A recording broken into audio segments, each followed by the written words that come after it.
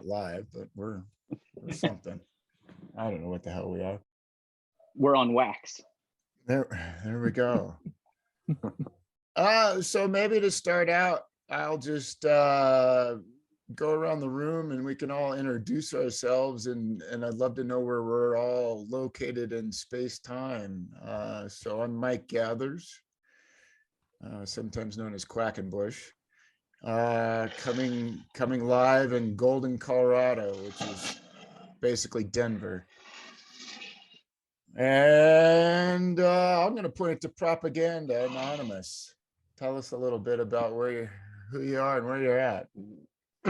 Yeah, hey, what's up, everyone? I'm Gabriel Kennedy, aka Propaganda Anonymous, Propanon, Mr. Furley, aka John Scottus, Ignoramus. Out here right now, Northern California in Grass Valley, feeling good, man. Excellent. And Bob or Bobby? Yeah, I'm Bobby Campbell. I'm a cartoonist, and I am in the Great Garden State of New Jersey. Excellent. And Rich. Hey. My name is Rich, and I'm writing with the name Dr. Richard Waterloo. That's kind of fun. And I'm coming from a farm in Kentucky. Great to be here. Right on. Oz. Hi, my name's Oz Fritz, and I'm coming from just outside of Nevada City, California. Steve. My name is Steve Pratt, Steve the Fly Garrick. I'm broadcasting out of Amsterdam, and tomorrow I'll be heading to the UK. Right on. For keeps, or just to visit? Oh yeah, well, kind of extended visit, yeah. All right, and then I'm just going as everybody's on my screen here. So next up, I've got Toby. Hi, I'm up in the Welsh Mountains. We live in a cottage now, and I'm kind of retired from most stuff, but originally I was a juggler, and then I became a film puppeteer, and then I worked in a library for many years, so I've had a whole history. But I've been reading Bob since the late 70s. I actually saw the original Illuminatus production, Ken Campbell's production, in London, so it goes back that far for me. That is, I was not aware of that. That goes back. And then Brenton. G'day, I'm Brenton, and I'm in Cairns, Queensland, Australia. Oh, nice. Well, I love doing that. I remember when we used to, part of what we wanted to do here is have a little bit of a Maybelogues Academy reunion of sorts. And I remember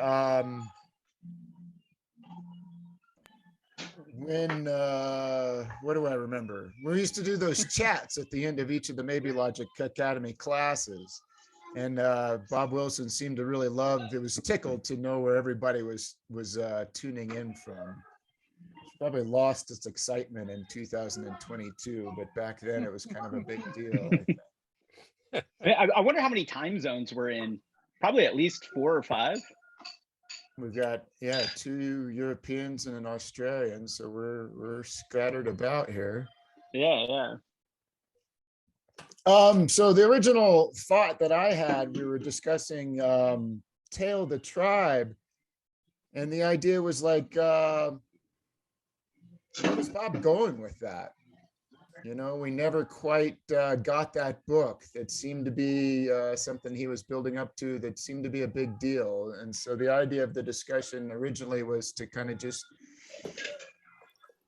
chat about where Bob was going with that book or that series of ideas. Somebody's got quite a bit of background noise. I'm not sure who. That was Prop you. I just muted you. So so maybe one thing that maybe you guys probably got in your email too, Rasa sent out an interview with Raw where Raw says that he just changed the title of Tale of the Tribe to email to the universe.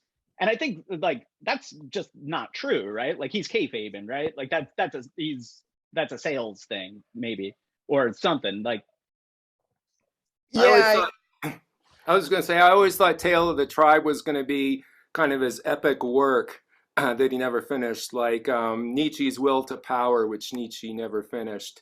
And yeah, I don't believe that Email to the Universe represents what it was going to be of Tales of the Tribe.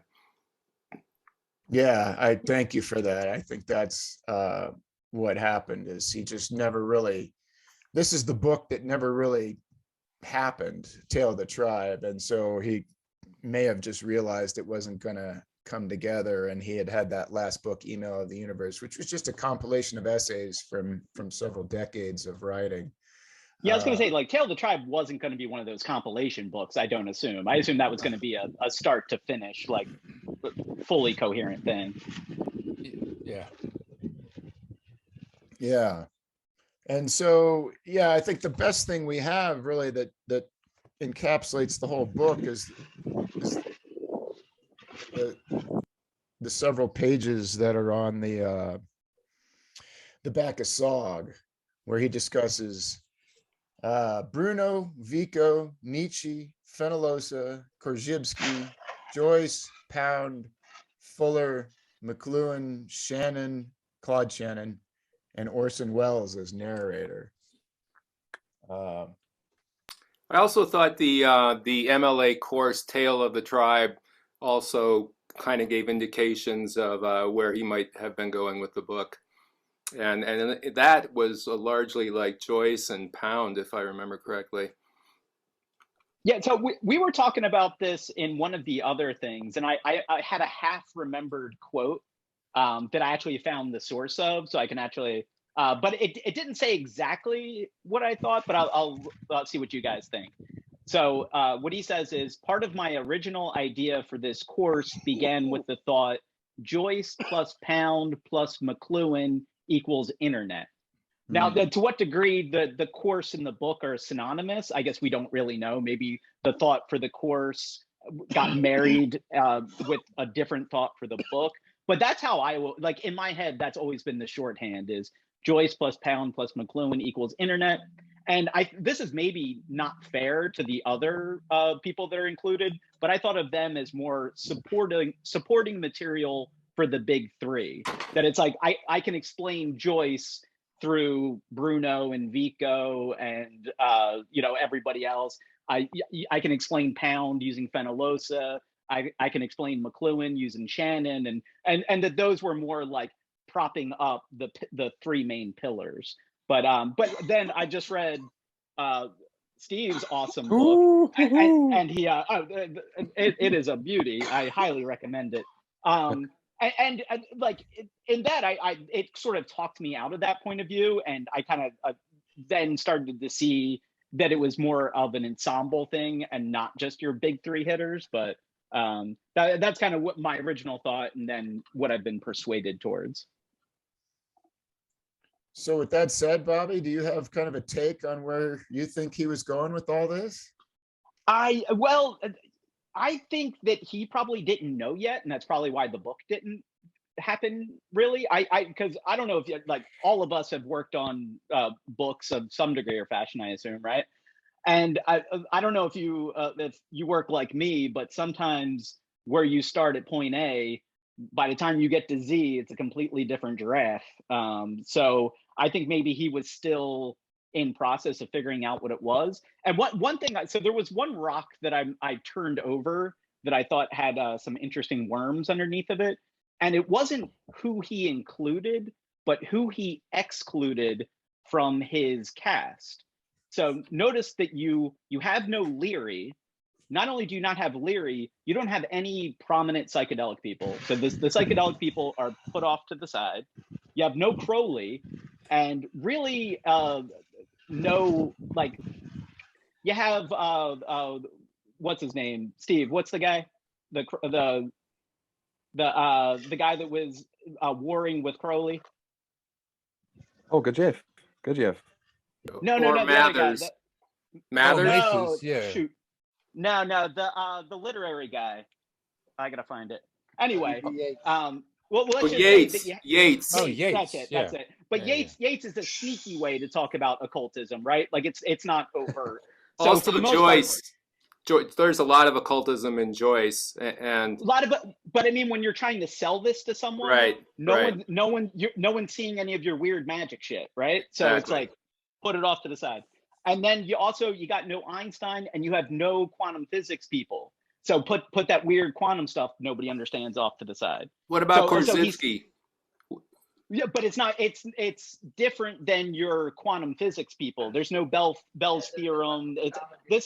It almost feels like he's going after a New York Times literati type reader. Right. Nothing to scare them away. He's still going to the same destination. He still wants to go to all, like, psychedelic cyberspace, non-local. He still wants to go there, but he wants to do it with he wants to do it with a dirty dozen that has a clean record.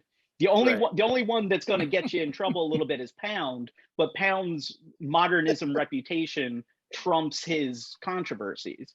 He's not going to get you in trouble in the way a Crowley or a Leary is going to get you. So I think he's trying to do the same work he always does, but with people that are taught in universities and reviewed in major newspapers. That's my guess. I think there's something there about whole systems too. If you think about Bucky Fuller as one of that crowd, and the Whole Earth Catalogue, which, as you say, would have avoided the quantum stuff and the occult stuff, but there was still something quite esoteric about the whole systems model. And a lot of those people like Vico and so on are looking for whole systems. They're looking for completist models. And somehow Bob was, when we did the course, when we did the Tale of the Tribe course, it was very much focused. We didn't really get McLuhan. We didn't really get any of Claude Shannon. So although, as Bobby said, they might have been secondary characters, we didn't really get Bucky Fuller. We didn't really get McLuhan. And I felt slightly discontented by the course because I was expecting slightly more of a whole system model, of some kind.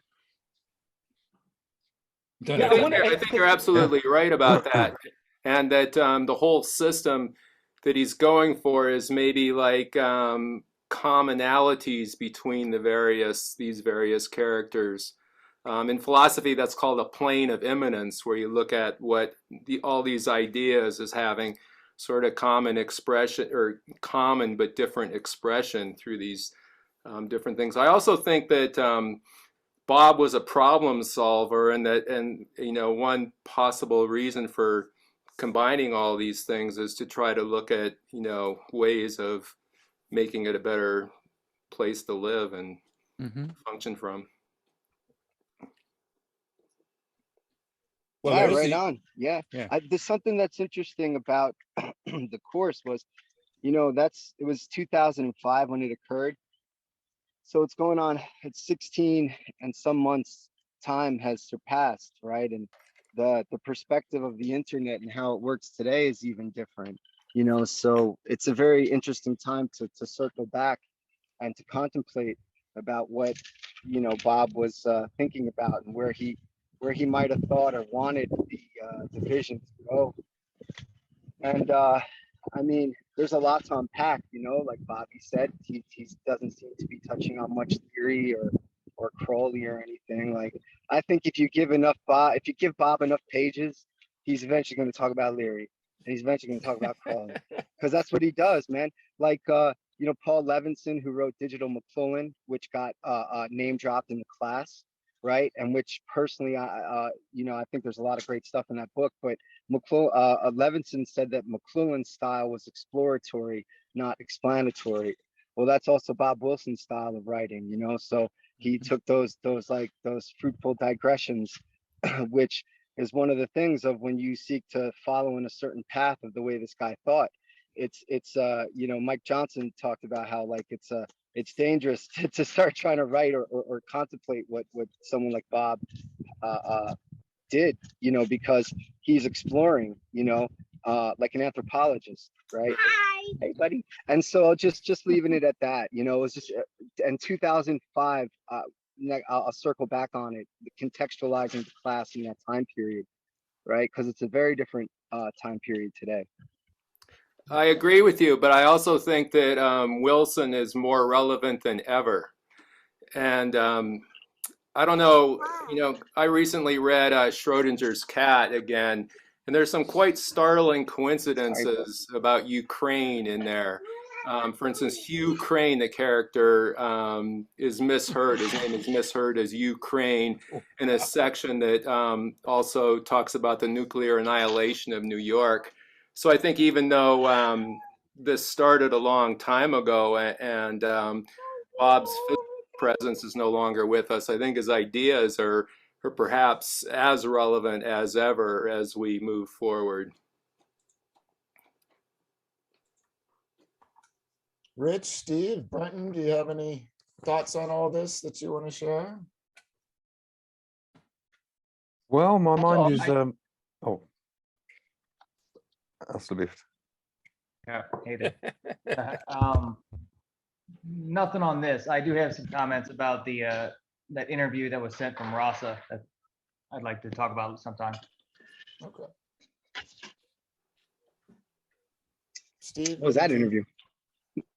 Yeah, I mean, my thoughts are that someone I've read recently was commenting that they forget that how much of a good writer Bob was, and how much of a difference that makes.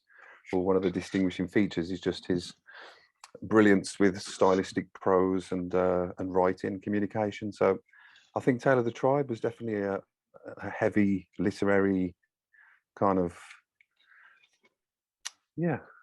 studying English history, language, and I think he was trying to communicate that we should all become better writers, strive for clarity, Yeah, I just want to say, Fly, that your MLA posts back then, for me, were just brilliant and really encapsulated a lot of how I saw Tale of the Tribe, connected with modern things like the Matrix movies and stuff like that. I thought your book was excellent too. Very good. Mm-hmm. Oh, thanks, man. I feel like I totally missed something here. I'm looking at your book on Amazon and I didn't, it's like 5 years old and I'm not even aware it existed, but I'm aware I'll send now. you the PDF, man, sure. Oh, fabulous. Yeah, I'll send you the Thank you. PDF, man. Yeah. Yeah, I didn't have a lot to sort of say at the moment. It all sort of seems I've sort of got more questions than answers because the Tale of the Tribe wasn't something I was super informed about. I am curious about, especially to ask Steve, about where this, because I read your text, where this idea of holographic prose comes in. Is that something that Wilson talked about in his lectures? Did he kind of flag that as something that he was planning on writing about? Because for me, that was kind of the it was interesting seeing this discussion of these different figures, but the holographic prose stood out to me as something that was sort of the most interesting to me. Yeah, I think I'll say typically Bob was kind of writing about Joyce often, particularly Finnegan's Wake, and just describing that kind of prose as holographic prose. And then, of course, I suppose his own style was kind of holographic, but maybe perhaps at a different kind of scale. It wasn't so compressed as Finnegan's Wake, but definitely using the same techniques and interconnectedness. That's what the Joyce would call epiphany. So I think, for me, that was one of the things that, I think I went off onto like talking about holographic principle and other kinds of holistic theories, but really, I think Bob was referencing Joyce's style in Finnegan's Wake, particularly as holographic prose. I mean, Pound's also producing a kind of holographic prose in the cantos, but that's it. The differences between the two, it's difficult to describe.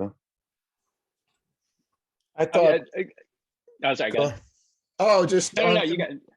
when we were Mike. doing those assignments from Tale Hey, of the Mike, can you Tribe. do me a favor? Mike, real quick, can you please stop muting me? I can mute and unmute myself. Just please stop muting me throughout this conversation, please. Thank you. Okay, Thanks. just had a lot of background noise keeps coming through. That was popping up. before. That was before. Gotcha.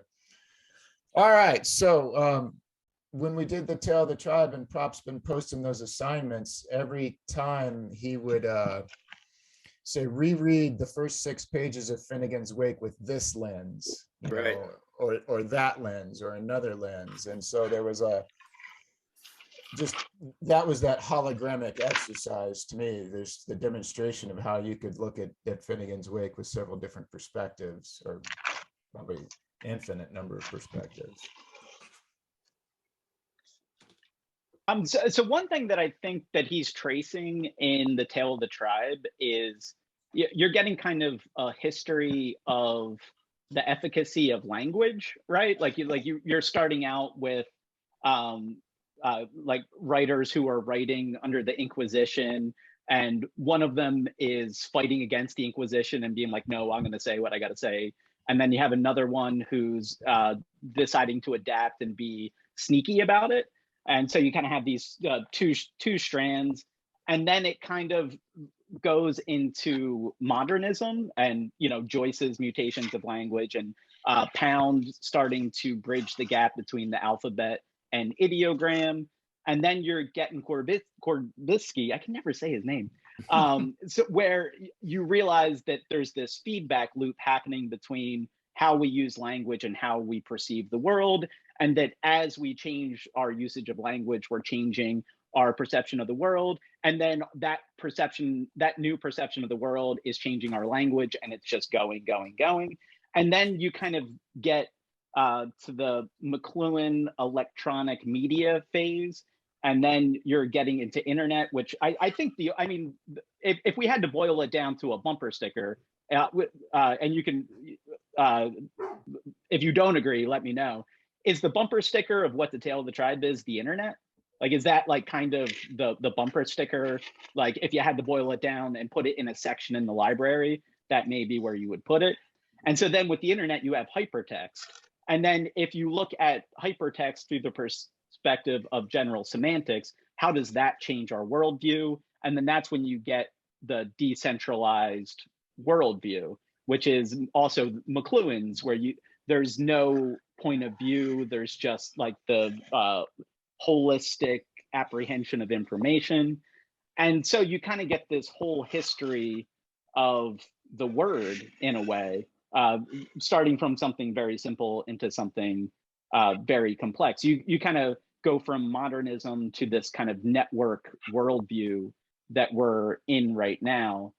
And one thing that I think is interesting, and something that I don't like, he tees it up, and maybe it's buried somewhere in the course notes, and maybe he did get to it, but if so, maybe someone knows something about it. Vico's idea of language as class warfare. Is that something that I went chasing it on? It's not something that like you can just Google and it says, here's what Vico means by this. So can anyone point me in the right direction for Vico's idea of language as class warfare? Not immediately, but it does ring a bell. Yeah. And that because I'm sorry, go ahead. No, I didn't really read. I certainly didn't read Vico in the original. I've read bits and pieces. It's quite hard to find populist translations of what he thought, but yeah, what you said, it definitely came across my radar at some point. But Vico's one of those people that I feel I ought to make more effort to dig into, But in terms of the as well as the whole systems model that I mentioned, networking, of course, is the issue. And Bruno definitely got into the many worlds model. That was part of his thing.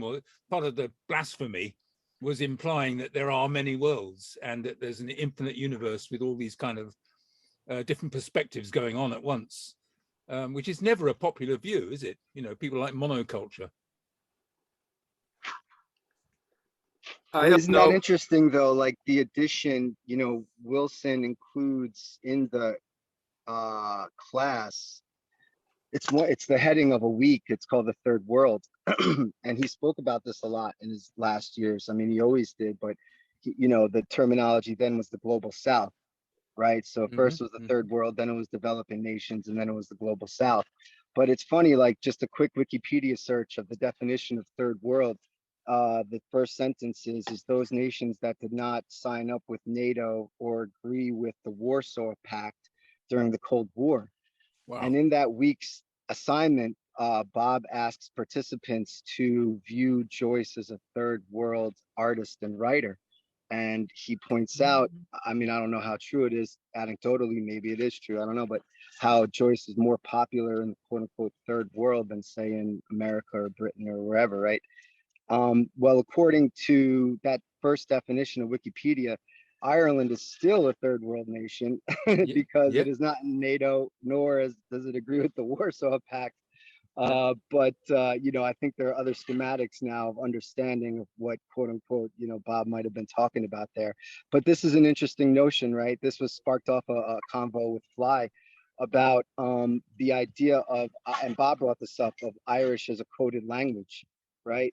Of people speaking a dialect, of Ireland, speaking about your man says so-and-so, such and such, blah, blah, blah.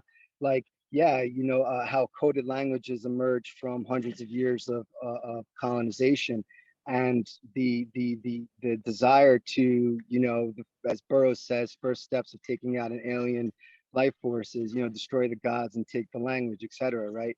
So this notion of how essential the word is and who owns the word, and we live in a multicultural of words, but we're still over the struggle, like a monoculture of who controls, words. And of course, Bob was exploring that, but this infusion of the third world is problematic, right? It's disruptive. And I think that there's been a harsh response against that, but it's already infused everything, because if the Irish way of speaking, got into Joyce and Synge and, even Pound through Yeats, right? And then infused in whatever else, as Fly has pointed out, James Jesus Angleton, being real close at one point, maybe you're studying Pound a lot, like that Irish jibber jabber infusing the subtext of modernism. That's a speculative thought, but it's one that gets raised, I think, because I'm going to throw it out there, because Bob put it in there in the assignments. He wants people to think about that. There's something a bit odd about Ireland. I say this, I have Irish ancestors, as do many people, but I live in England and Wales and so on. And Ireland is strange because it's the most western point of Europe. It's right out there. It's not on the way to anywhere. And when I first went to Dublin in the 60s, I forgot that Ireland had been neutral in World War II. They were a neutral country. Now, when Spain was neutral, it's because Franco was in charge and he was another fascist. And so he stayed out of the war, but basically Spain was still on the side of the fascists and the Nazis and everybody else. Ireland wasn't like that. Ireland was simply neutral. And the way I noticed this, it's really bizarre. I went to Dublin in, I don't know, 68, 69, and I walked past a business that was the Swastika Laundry. Now, can you imagine in England having a business called the Swastika Laundry in the 60s? But there it was in Ireland. They weren't offended by it. And it did a double whammy on me. I was going, they really, really were neutral. They didn't take sides, and they hate the English, let's face it, for good reason. And I still find Ireland a very mysterious place. It's very the odd. birthplace of contrarianism. Yeah, and it's Catholic too, by the way, and all that, authoritarian, but it's also bizarre and a bit magical. And I recommend visiting Ireland. I've never been right down to the west coast, but it's a strange country. It's a one-off. It's a unique place, That reminds me of something else that came up as I was rereading a lot of this stuff, which is the idea of cultural memory. which is something that I think is baked into Joyce's work. And that's McLuhan had that idea of Joyce as trying to like break our cultural amnesia so that we're not just going through these cycles blindly and like, you know, so you go from one to the next, just chasing trends and not realizing that if somehow you could keep in mind all the different modes that you could transcend them somehow. But I'm thinking more like practically, which is like when you get born, history it's like walking into a movie that's been playing for hours and hours and hours and trying to figure out what's going on. Like I didn't know that about Ireland. I've never bumped into that information before. You just walk into the world, and if you don't happen to learn something, then you just don't know it. And that I saw an interesting thing that was basically we have a cultural memory of about 100 years, and so like we had a very similar pandemic in 1918, and none of that remained in our cultural memory. Like when this happened was all brand new to me, but it was in recent memory. And I'd heard like some of the older people in Philadelphia would talk about how they would bring the carts around and you would take the people out, and it just like went right through my head because it just hadn't stuck in our cultural memory. And so somehow, like, I think it would be wise if we could keep a longer memory. And something like the Tale of the Tribe seems to point to something like that. Like, and also the idea that progress can be wiped out. That it's not just like better. Like you can get set back. And that with something like the Tale of the Tribe, it's almost like saving your progress of civilization to be like, all right, let's hold at least this. Don't forget at least this, because if you get set back, you don't want to have to reinvent Bucky Fuller. That's not going to happen easily. So. Right. That's a The very Tale of the Tribe was interesting in the sense that like it was trying to repeat Pound's notion of make it new, and the idea of recovering lost memories and whatnot, right? And things that go down the memory hole or whatever. But we must not forget that there are things that are just forgotten, and that there are things that are forced into obscurity. Okay. And if we're looking at Irish history, there was a lot of shit that was forced into obscurity. Okay. That's just the truth of it. And like James Joyce was one who was seeking to recover that. And people don't know about Irish history. Why? Why don't people know about Irish history? Mike had a guest the other day on the Hilaritas podcast who talked about Joyce and his basically how he tried to create a basically what reset the mythology of Ireland with his literary writing. Is that just seems relevant here. Is that something you can talk a little bit about, Mike? Or me personally, not so much, but I do remember the guest speaking about that. I was just going to say about commenting on what Bobby just talked about how progress doesn't keep going in a linear fashion. And that I used to, when I first got into to Raw and to Leary and all that stuff, I really thought their utopian visions were going to happen. And nowadays I see it as more like their ideas are necessary to take through the darkness that is upon us now and is coming up, if that happens. But Tale of the Tribe is kind of necessary to accumulate all the light, all the progress. Like you said, we're not going to reinvent Bucky Fuller and take that through. I mean, if it keeps getting worse, we don't know. I mean, I'm not a pessimist, and I certainly hope that's wrong. People have predicted another dark ages, and the events that are happening now and in the last few years, to me, are like a dark ages compared to the optimism that I felt in the 80s. So I think that's very relevant. That's why I think his ideas are as relevant now as ever. Yeah. Back to this idea of boiling it down to a bumper sticker.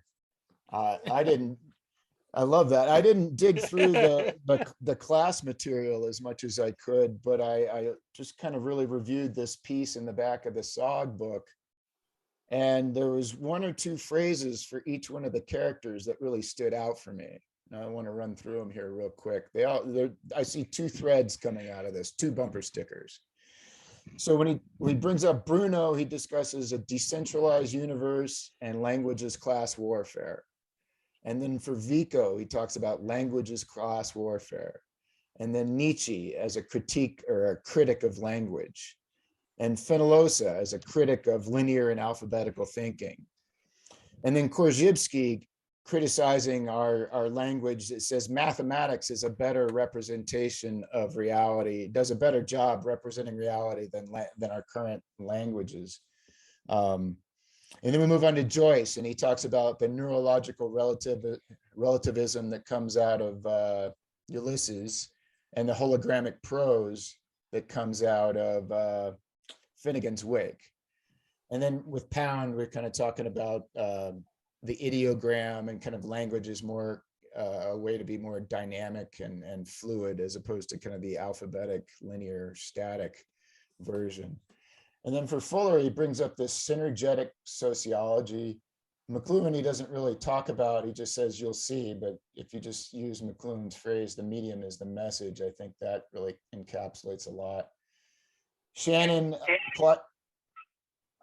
Eric?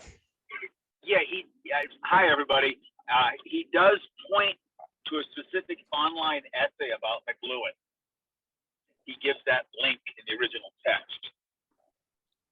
And he likes to tell the story about how when Pound was locked up in St. Elizabeth, he and McLuhan had the Square Dollar Press series where they published Fenollosa's notes, the Chinese character, as a medium for poetry for $1. And it's fought to keep that in print.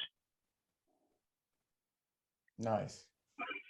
So and then with Shannon, I'll finish up here. I know this is a little tedious. He talks about information theory and specifically feedback, the importance of feedback. And then with Orson Welles, again, class warfare. So what stands out to me is kind of this thread of language as class warfare and a critique of language. So that's kind of the problem as I see it. And then there's just these hints of improving our Korzybski and using kind of more mathematically based language to more accurately represent reality, or Bruno and the decentralized universe, or Fuller's synergetic sociology, Shannon's information theory, McLuhan and medium of the message. So to me, it's like there's this critique of language as class warfare and this idea that we're moving to some sort of decentralized universe that's going to break that down. And maybe that Fuller has some ideas there with synergetics that can work on that Korzybski's ideas of mathematical language structures, McLuhan's idea about the medium and the message, and then Shannon, just inventing what became the internet and computers in a way, the precursor to that. So it's all hinting at internet and decentralized, a decentralized world.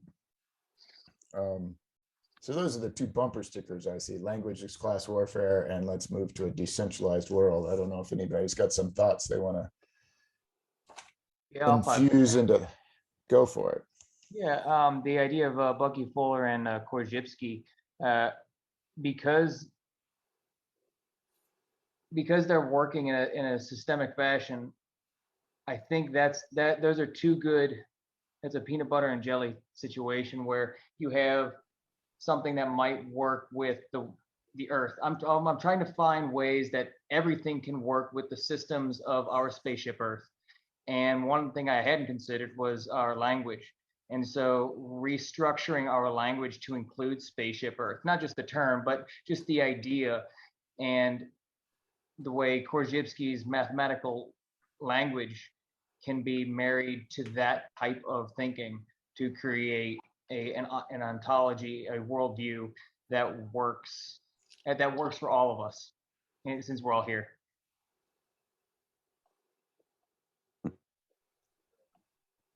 Certainly, the more I think about Bob, I just think of him as like the the grand Jedi master of language, and really, I don't know how to say it, but that just the way he could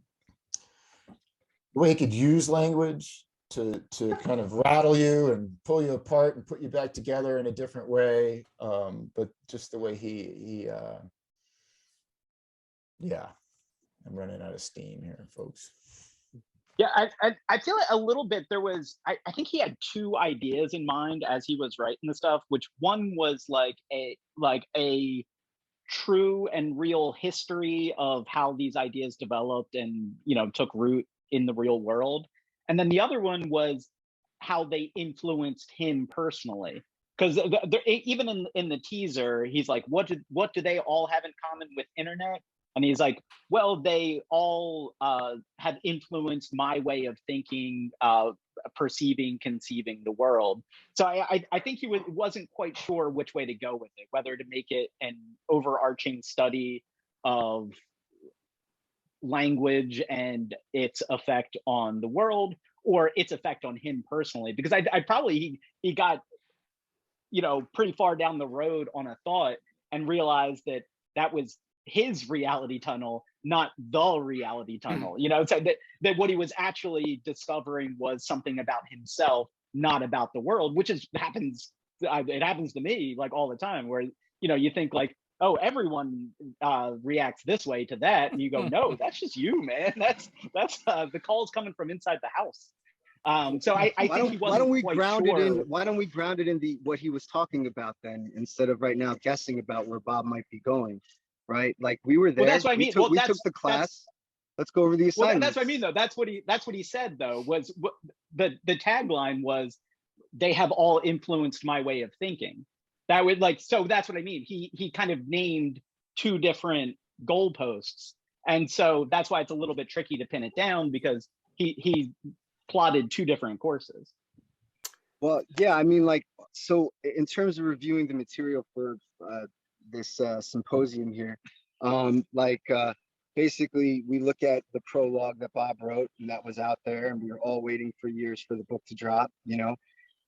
And then there was the class, you know, that most of us took, and then also the module that was run after the class when he was alive, and then also when he died, right? And so to try to get an understanding of maybe where Bob was going, you know, because why are we trying to understand where Bob was going then? You know, I will guess it looks like the internet is out of control now. The internet is a 20-something-year-old jerk, you know, like when the internet was 2005, it was a cool little guy we all wanted to hang out with, you know what I mean? A cool little kid. He had a lot of cool things to say. Now it's a jerk, you know, but like, so what was Bob going for with that vision, right? Everyone is saying a new positive perspective of the internet.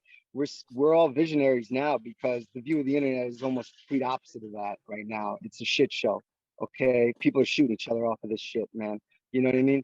And like, so basically, to guess where Bob is going, where I would speak on it in terms of reviewing the assignments and posting them up on the website and shit, you know what I mean? That was not a bot, that was prop, right?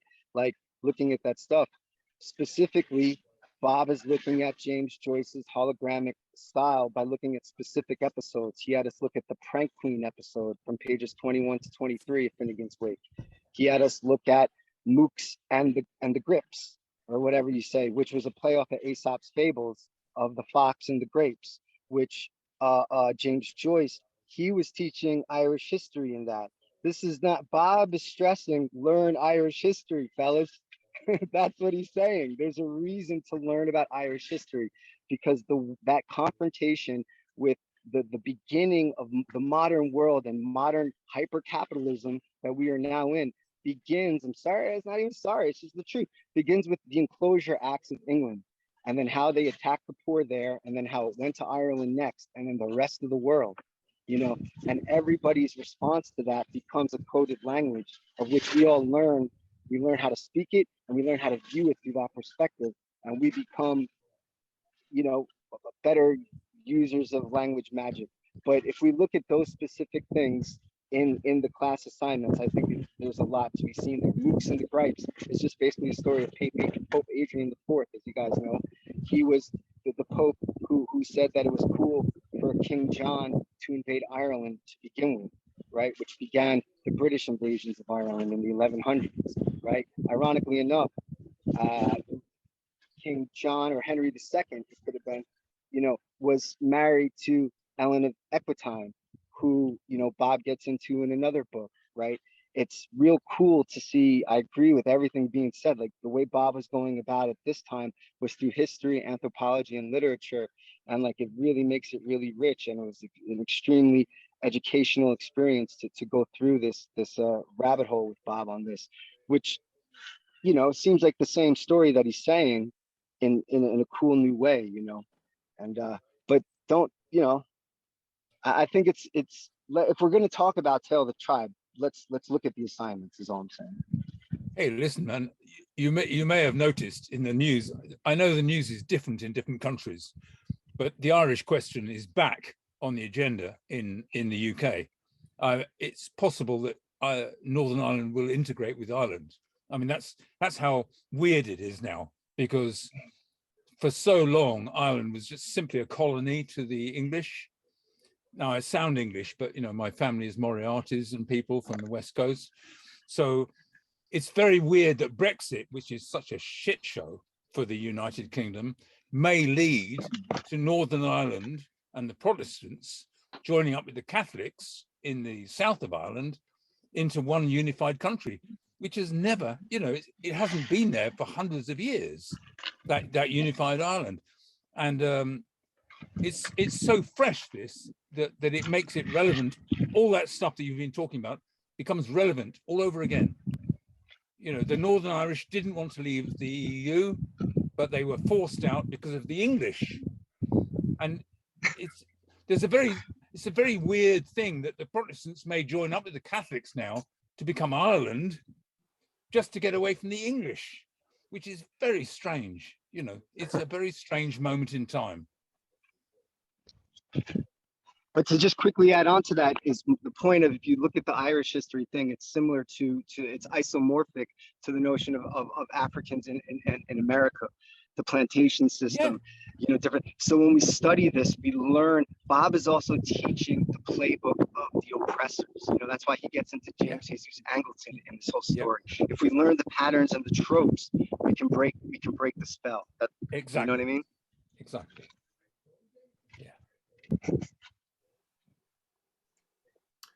So just getting back to the idea of language as class warfare, I think that seems extremely evident on the internet these days, that people are using language to fight each other with. And also, Mike read those all those quotes about language, and I just remember that Finnegan's Wake was a huge, massive experiment with language. And I find it when I read it, I mean, especially the first time, but probably again, that just by trying to get into Joyce's use of language, I was getting high from it. It's like kind of a meditative thing to read it. So language definitely affects consciousness, and experiments in language, like with Pound and Joyce, I think get us high, or can get us high. So we're doing all this in English, and one of the things about leaving the EU was that the French immediately said, "Why is the EU being run in English? Hey, the English have gone.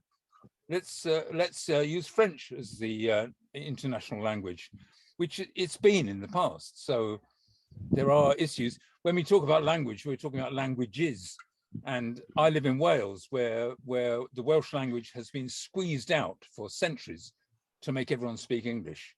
But actually there is a Welsh language, and there's a Welsh language movement.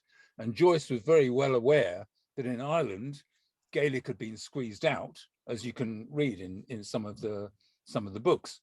People were forced to speak English, which is the whole thing about colonies, is the squeezing out the local language, making it illegal even. Like in Spain, when you go to Barcelona, the Catalan language was made illegal under Franco. You couldn't speak it in public.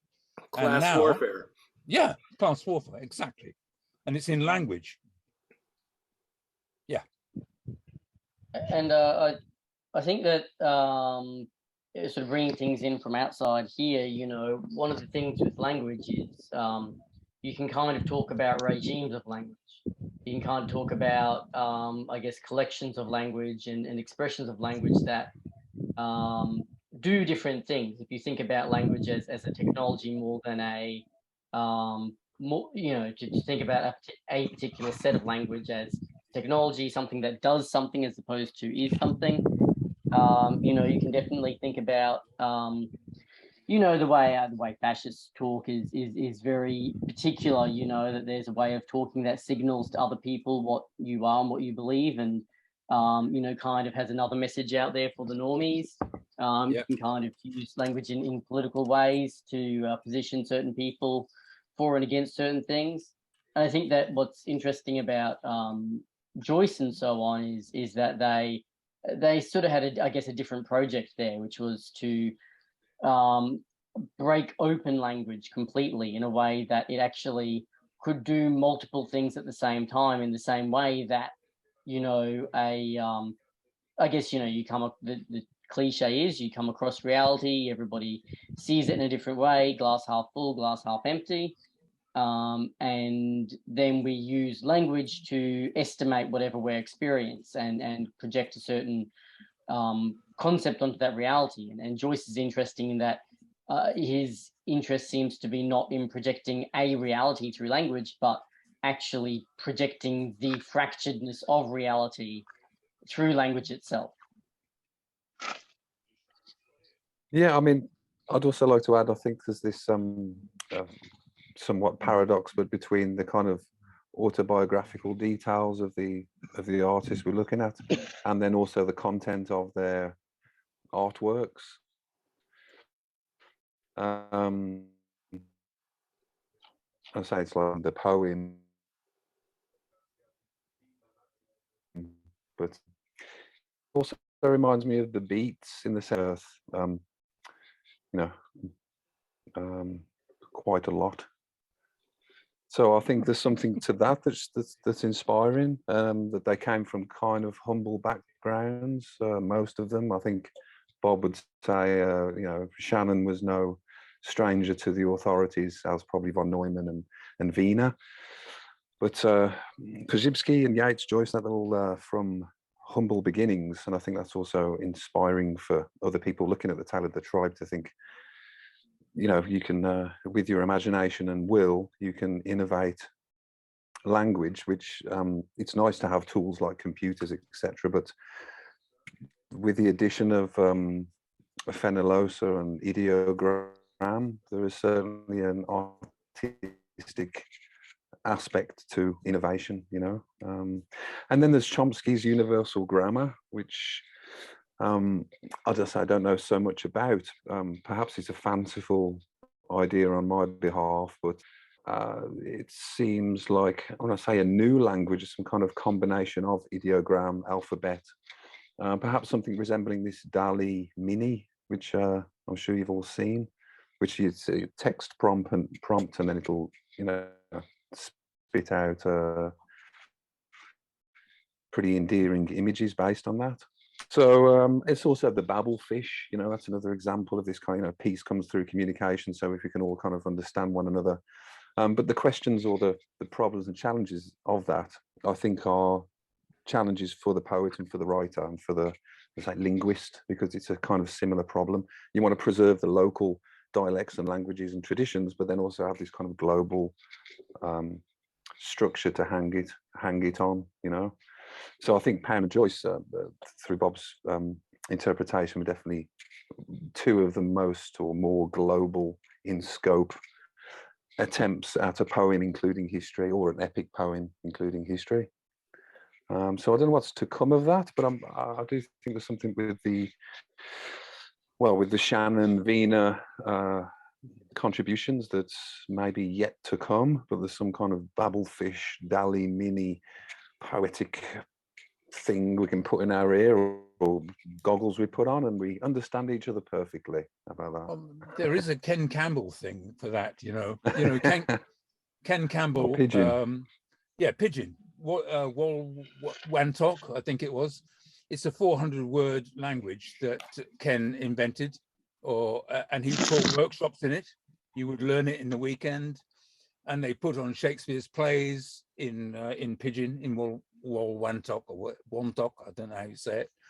But the idea of a common language that we could all communicate with each other very quickly without the 150, 100, whatever languages there are in the world, which cause a lot of the confusion, because in translation, look at the power of a translator at an international meeting of Stalin, Churchill, and well, you know, the translator is interpreting a finesse of local languages and trying to pass it on.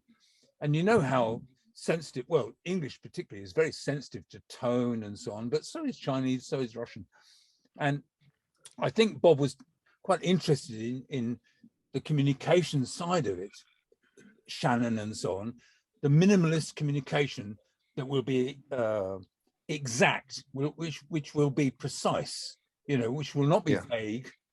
I mean, his thing about with NLP, there are precise communications and there are imprecise ones, and I think his whole area of study looked like how do we communicate, not just in the English bubble that we're living in now, but in the world, whether it be sign language, whether it be a universal language, a lingua franca, which was French for a bit, or Latin. When you run an empire, you impose your language. The Chinese imposed Chinese on Mongolia and all those places. The English imposed English on Australia and, you know, all over the world. We took our language. I think Oz said earlier on, you know, language as a class warfare. And it's true. You impose your language on the areas that you're trying to dominate. And the reverse of that is things like Pidgin, where people who have lots of different little local languages on the islands in the Pacific, for instance, generate a common language where you can do the basics. You can just do the basics. You can meet each other and you can get through the basics. I'm hungry, I'm tired, I need something to sleep, you know, I need something to eat. Just the basics. We need the basics, man. Forget the finesse. I love that. It's like Esperanto, but you can actually learn it. That's Esperanto. That's exactly. Yeah. Yes. Like we did a little bit of that in my German class, but it's like it's a heck of a commitment for something that didn't catch on. But 400 words, you could learn 400 words. That's pretty cool. I like that. Yeah. I got through 2 weeks in Ecuador with just hola and gracias. It was lovely. Like all I could say was hello and thank you, and it was great. What a way to communicate with the world. It was everything I really meant. Yeah.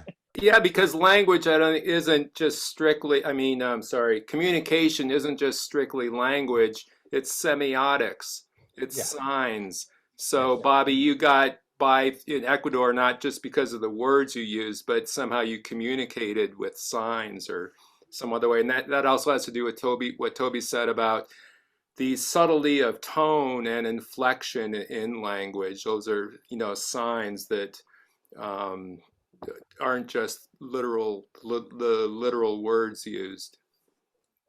And body language, which has come up recently. I've been watching bits and pieces of the Depp Heard trial, and the internet is now obsessed with body language, you know, interpreting what someone has said and what they meant and what they were hiding and what they were implying. Right. And I wish they'd focused on politicians. You know, I don't really care about Johnny Depp and Amber Heard, but they should be doing it to politicians. They should be doing it to newsreaders. They should be doing it to everybody. You know, it's because these are clues, nothing to do with the words, nothing to do with the words at all. Right. Well, perhaps that is the class warfare that's occurring right now. By what is omitted. Yeah. Yeah, I mean, I think perhaps also the arsenal, the weaponry which Bob, you know, kind of packed was what do you say, the von Neumann's true, false, and maybe the three-valued logic, or anything that's more than a two-valued Aristotelian logic. Rappaport's four-valued true, false, meaningless, indeterminate. And then I think it was Korzybski's infinite valued logic, which is a probability kind of Yeah. field, you know. Yeah. And that's,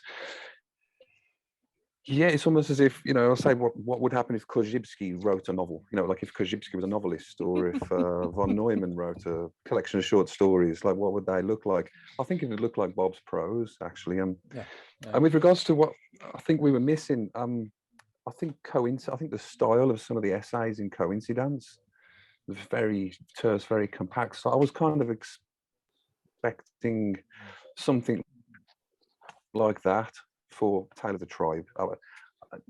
I just imagined it would be like Coincident from, or an extension of that kind of Bob prose. I would describe that. I mean, that was his hologramic prose, I believe, in Full Display, was in Coincidence. There's a lot of Finnegan's Wake in there, isn't there? In particular for me. Yes. Yeah. Bob got sick. Bob was dying at that point. Sorry, I was just going to say this all reminds me of what we're currently studying in Prometheus Rising about the snafu principle of communication only possible between equals. Yeah. Or what comes up for me is digital McLuhan, and that when an invading country goes, you know, when there's a war. Yeah, I like what Prof was saying about perhaps Bob was entering his own. When there's a war, there's a fight for the channels of communication, and like whoever can overtake the channels of communication is going to win the war. And as we've seen in this Ukraine Russia thing, there's just been an enormous amount of like meme propaganda. It's like who can seize the memes of production, so to speak. But sure. Sorry, I was just sorry to interrupt you. I was just going to say that you just reminded me that part of the way Ukraine was fighting was by communicating to Russian mothers that their kids had just been, you know, died on the battlefield. Because it was actually Russian mothers. I mean, I'm just going by what I've heard, so I don't know if it's literally true, but what I heard is it was Russian mothers that banded together to get the Soviet Union out of Afghanistan because they were sick of having their kids be killed. Yeah. Well, there is a principle called the fog of war, that when this thing is going on, it's very hard to get any sort of certainty when it comes to propaganda and truth. Although you can understand extenuating circumstances, like there is an invasion, but like all this other stuff about who's fighting who, and you know, I think as things inch towards that scary place of a greater war, you know, it's a slippery slope. And Bob put it in the prologue too, and in the classes, that Yeats, Pound, and Joyce all agreed that World War I was absolutely terrible and stupid. And it's like here we are again. It's a dangerous place. We're in a, you know, America right now just reversed Roe versus Wade, and there's talk about wanting to reverse contraception, condoms, willies, you know, what the fuck, get out of here. Okay. So that sort of thing, man, like, you know, there's a strong current going on, and you got to be aware of what's happening, studying the impulse, you know, because it's happening in real time, you know. And so yeah, it's wild times. Well, you're back to McLuhan, you know, because the Second World War was run on radio. I know we have film of it and so on, but day to day, for my parents in London, with the Blitz and everything else, radio was the form of communication, and was also the main channel for propaganda. So the image that people had of what the war was, not in their street where the bomb just went off or whatever, the image went in Germany and in England and around the world was radio. It was audio. It wasn't visual at all. And of course, there was lots of lying going on. Of course, it's propaganda and so on. Some of Churchill's speeches are not even done by Churchill. They're done by an actor doing Churchill's voice because he was busy, you know. But if you bear in mind, the World War II was, the reason I'm saying this is because in the 60s, in England, we were in peace, but the Vietnam War was going on. And the first time that I realized that the war was on television was when the riots were going on and people started chanting, "The whole world's watching, the whole world's watching." And I realized it had shifted from radio to TV.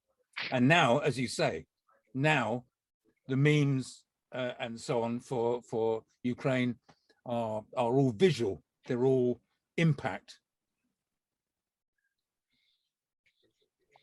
So all the memes and you know, the animated GIFs and emojis and stuff, do they do the same thing that ideograms do? Or since they're not quite as formalized, does it not quite do the same thing? Like, are we stepping into an ideogrammic language with our more visual style of communication? And are we getting the benefits that were supposed to happen? What are you guys saying? It's tough to tell, right? Like, well, do you get, yeah. We need an educated audience who are sophisticated about reading the material, you know. Yeah, I mean, maybe it's also the redundancy within. I mean, I don't know about the redundancy of information in ideogram or ideogrammic languages versus alphabet, but it seems as if I don't think emojis have any redundancy necessarily, or static images that are not made up from radicals, such as the Chinese written character is. They need that kind of flexibility to be able to be used constructively by and be called a language. I mean, I'm thinking about this with regards to that DALL-E mini weak artificial intelligence, you know, prompt, natural language prompt producing an image. But whether or not, I don't know how you'd actually communicate with that. You could come with a good logo and a nice picture and something funny or etc. But there's something different about a language that's functional for a people, and it's to do, I think, with the flexibility of the components. But that's my 5 cents on that. Kind of interesting that you know, when AI first started to emerge as like a potential thing that was going to be useful, I feel like everybody thought that like the one thing that the humans will still do is the art. Turns out the AI is better at the art than driving the cars. Can't drive the cars. Like that's not going to happen. But it can paint the pictures. It's so funny. It went the other way. just to say that AI actually is driving cars. I just heard this. I didn't realize that Tesla, if you have a new Tesla, like the current Teslas that are out there, you can put it on basically automatic pilot and the car will drive itself. It does drive, and people go to sleep while they're driving, and they can go to parties and get completely wasted and go to their Tesla and program in. This is what I just heard. I mean, and people I know are using it. So AI is. I think legally, I think they're not supposed to. I think it's actually just a cruise control that they are overselling. Because Cory Doctorow just put out a thing about this that was basically there's too many edge cases for a self-driving car to work. Like, and so a self-driving car went behind a truck that had stop signs in it, and it just crashed because it couldn't imagine a world where it just encountered 40 stop signs in the middle of the road.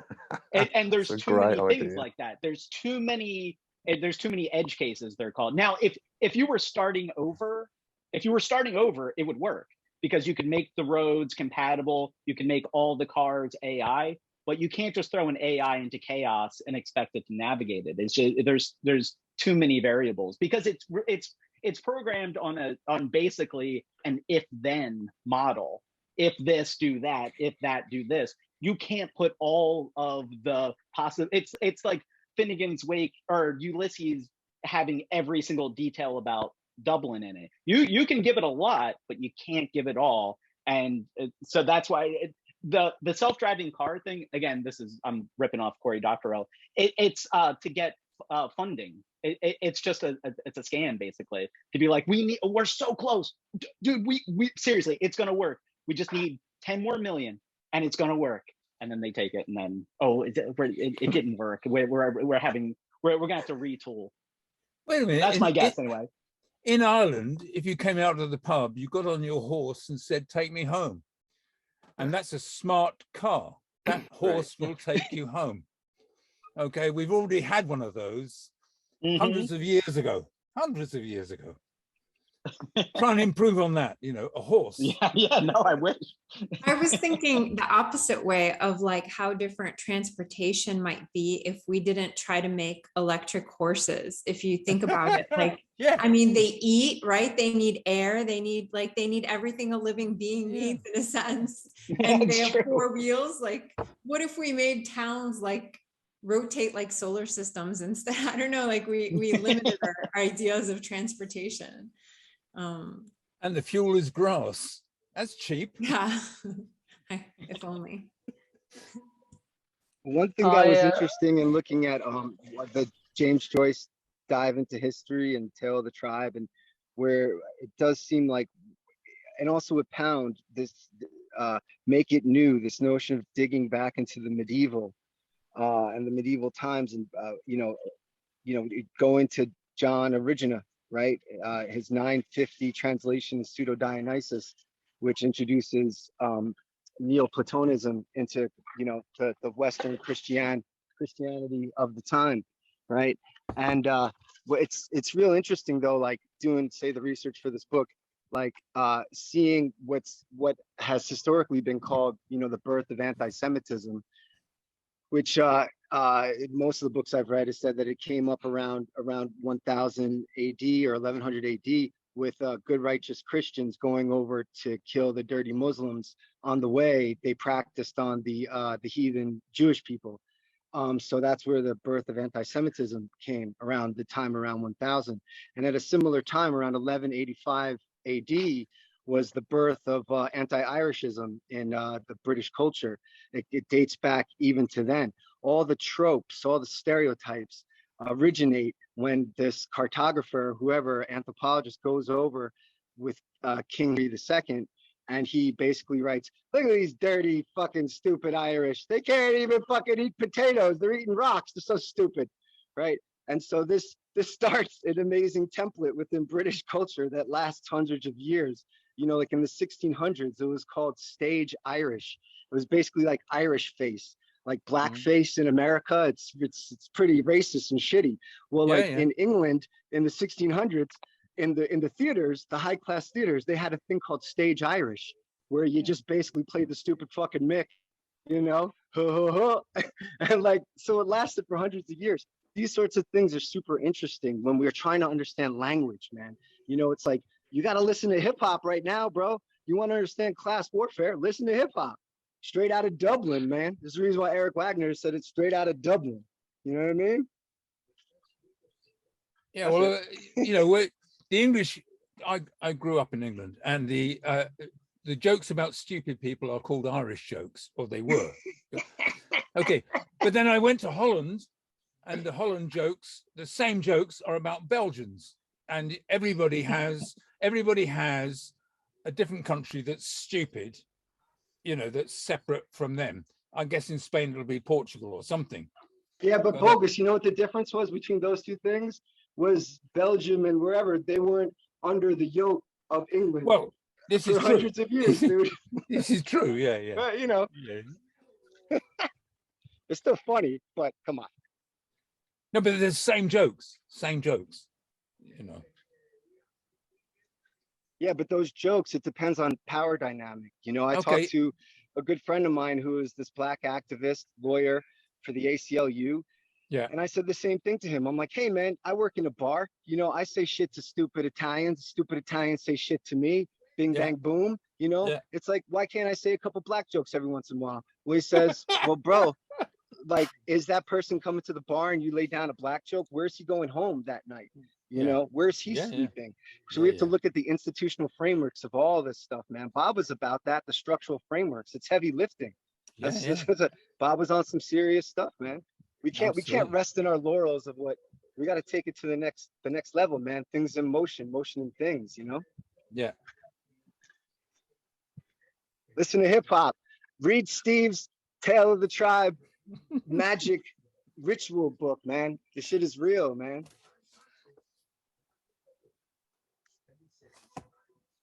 I'll tell you what I got out of the Tale of the Tribe. I got a English degree with no effort, man. You go into an English program having read Joyce, Pound, and McLuhan, man, I would just write a paper and they'd be like, I'm not reading this. Just give him an A. Just get him out of my face. Like, it really was. I just was able to go through a full program just off the top of my head. Especially the McLuhan stuff. Like that's the humanities are all like based around someone who read McLuhan. Like it's not even directly McLuhan. It's like 2 steps removed. And so if I, I would write these papers and just explain the medium is the message. And that's all I would have to do. And they'd be like, just take it. It's fine. I'm so glad that I didn't go to college until after I took that class, because it made things much, much easier. That raises an excellent point that I think the Tale of the Tribe is meant to make people more intelligent, more higher consciousness, like just by turning us on to all these great ideas and the combination and how they work together synergetically and otherwise. Yeah, absolutely. Hey, Rogue, can I do my my spiral bit real quick with the Tale of the Tribe? All right, so we got Joyce, and Joyce is pulling in from people that have a similar model. And I don't think I don't think Raw was going somewhere with this, but it's just a couple of dots I connected. So in Finnegan's Wake, the model of Finnegan's Wake is a circle. Like the story just goes round and round in the Baconian recurso, right? So just round and round and round. Pound is following Dante's model. It's a linear model. It's from what is it? The Inferno to Purgatorio to Paradiso, up and down. It's a line. It's a 1. It's a 1 and a 0. And then you get McLuhan information. And then if you combine the 1 and the 0 together, you get this upward spiral, which if you notice in all the new trajectories branding, it's the spiral with the arrow. And so it's Finnegan's Wake and the Cantos combined together to create a virtuous cycle where the spiral goes up. Cool. So I just, again, I don't think it's like intentional, but it's something I noticed, and I was like, well, you can do something with that.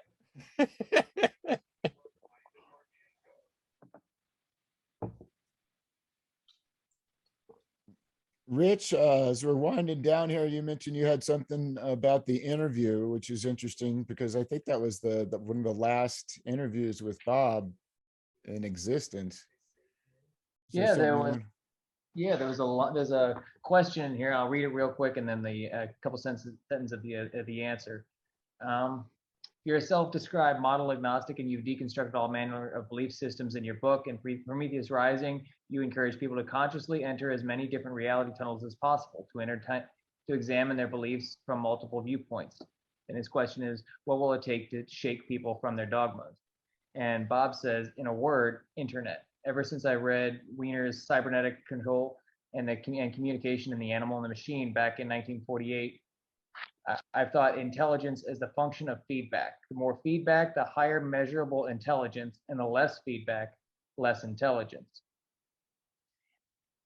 When I'm reading this, I'm seeing the potential of all of this, but what you guys mentioned earlier, and I think is correct, is that the consumers of this information are not educated to reality tunnels or to the fact that there are different perceptions.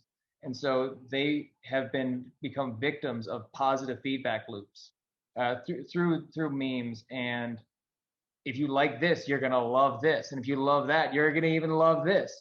And it's just, it gets people trapped into those algorithms. Yeah. So what I'm seeing is there is the potential with all of this information out there. It can be organized or assembled in a way where people can go reality tunnel to reality tunnel and become more intelligent that way. That is possible. But with the social media feedback loops that push content that mirrors the content that they already consumed, that it short circuits the ability to get into explore those other reality tunnels unless you know about reality tunnels and unless you know about Robert Anton Wilson and these ideas, and then you can step back and say, okay, now I can either program or be programmed. I can choose. I can hit the like button on dog videos and get dog videos, and then next week, like in Prometheus Rising, he says to go to National Review or the Nation magazine. Well, people who don't know how to do that don't do that. So if you don't hit the like button on the things that you want to see, if you don't program the reality tunnel yourself, you're going to be programmed yourself. And so that's what I see as the issue in his big worldview. Maybe tell me I'm wrong. I think that's similar to, program or be programmed is similar to what Nietzsche said, is that you can either act or you can react to things.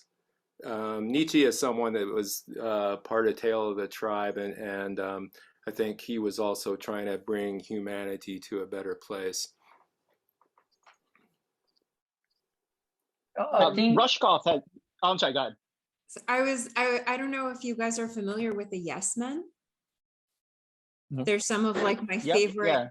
Yeah. They kind of trick mainstream media outlets into covering things they normally wouldn't by like setting out press releases as companies that, they're normally, like they'll set out a press release as shall, and it'll be like, I don't know.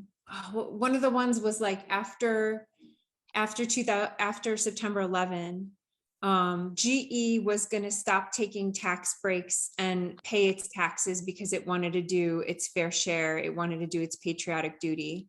And then like GE had to come out and say, no, we're not going to pay our taxes. We didn't say that. That's not true. So they kind of like, they trick the news into covering it. And then they trick the company into like basically showing how evil they are, And I was thinking like the idea of that, you're right. I feel like what we need is more kind of tricking the logarithms and tricking the system of those positive feedback loops where the people are directed into content that would be contrary to what they'd normally look up, instead of, like, I wonder if there's a way we could kind of trick those into directing people into something that expands their minds instead of continues to limit them, That's a great idea. I forget the name of the guy. He was on the Rushkoff's Team Human podcast, and he has this thing where it's like you click it and it's a bomb that goes off, like an extractive bomb that goes off for all of your cookies and your consumer profiles, and it just fills it with noise.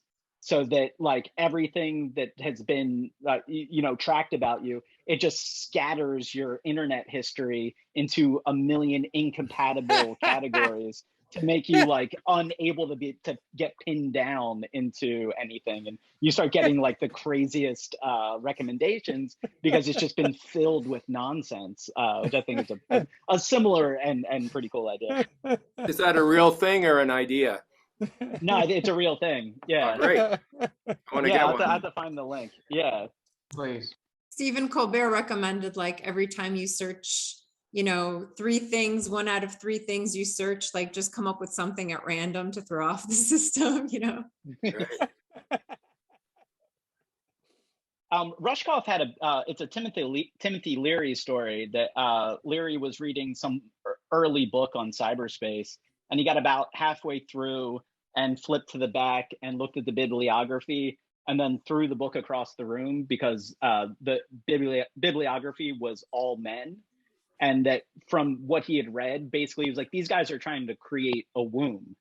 Like that, and if you kind of look at how our culture is now, we've kind of created a kind of womb where it's just like, I can hit a couple of buttons, my dinner can be delivered, my groceries can be delivered. I don't have to interact with a person. I can go on Amazon, order anything. Like, and a lot of us, I know I lived that womb life during the pandemic. Just things appeared on my doorstep with I didn't have to talk to a person to ask for it. I didn't have to talk to a person to receive it. And then also, if you notice, like, the priorities of what has actually like emerged as functional things in our world are all the dumb shit I wanted when I was 14.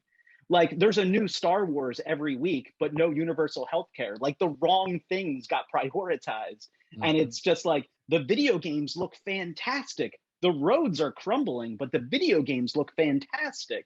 And there's this weird like immaturity in terms of what is prioritized. And you know, we're doing it to ourselves in a lot of ways, because we're telling the system what we want by our actions, and that's what gets prioritized. And it's crazy. Like, if you like 3 Spider-Mans in one movie, you told like, that's amazing, but of course everyone's getting their rights taken away. Well, that's less good, but you know, Obi-Wan's back. Oh, fantastic. But you know, yeah, so there's this weird like immaturity in like the cool shit that's happening. And then on the other side, like the stuff that, you know, you might have thought about if your priorities were somewhere past the age of 14, not going so great. Yeah. I really have to think that capitalism and the idea of making a profit at all costs plays into that idea of escapist technology and what's going to sell, because people are less interested in becoming smarter, like in reading James Joyce, than they are in playing the coolest video game. There's a lowest common denominator effect, how to maximize profits and all that. And yeah, I really think capitalism is a root of a lot, or sort of unbridled capitalism is a root of these problems. And I don't mean to talk down video games. I mean, I think they're like, you know, there's a lot of artwork going on in there too, but it was a off example. Oh, it's an interesting moment, right? I mean, again, I mean, we are in this moment where Roe versus Wade was overturned by the Supreme Court. That was something that's been around for almost over 60 years, or 60 years around. Bob in lectures used to speak about how even the 80s under Reagan wasn't as bad as Republican parties in the past. He had this kind of gradual, eventualist, things are getting all better all the time viewpoint, which I think has been tested in recent years, right? Like, I think, so, and say researching a little bit of the history of this book, like when Bob and Arlen were living in Chicago, you know, Arlen had a lot of attention put on her. And there was, you know, the first Chicago Red Squad, which there were 2, the first one that came up in the early 1900s, they were directed at women. And then the second one, which was around the Vietnam War, they had a lot of women with organizations called Women for Peace, etc. Just they surveilled and messed with women. So that's some real shit, dude. Like, it's really disturbing to think that way, that there are still people who are on that level, but that's real, you know, and that's something right now, you know. Burroughs called that control, that was the enemy, people trying to control other people.